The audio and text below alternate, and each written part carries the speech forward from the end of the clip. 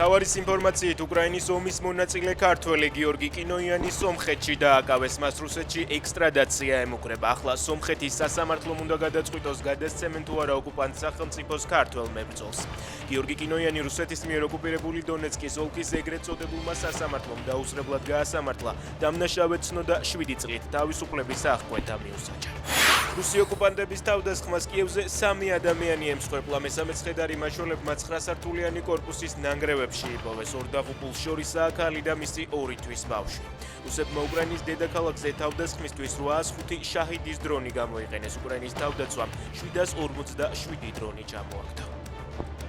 არ ვარ აღფრთოვანებული იმით, რაც იქ ხდება, მჯერა რომ ჩვენ ამას მოვაგვარებთ. ტრამპი 7 სექტემბრის ღამეს რუსების მიერ კიევზე შეტევას გამოეხმაურა.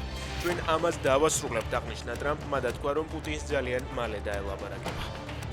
უკრაინის თავდაცვის ძალებმა დონეცკის რეგიონში კიდევ ერთი დასახლებული პუნქტი გაათავისუფლეს. გენერალური შტაბის მიერ გამოქვეყნებულ შეტყობინებაში ნათქვამია, რომ ჯარისკაცებმა სოფელ ზარეჩნოეში უკრაინის დროშა აღწევეს.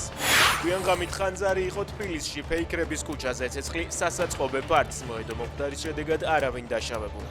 დაიწვა 3000 კვადრატული მეტრის ფართობის სასაწყობე პარტი, სადაც განთავსებული იყო სამშენებლო პროდუქცია.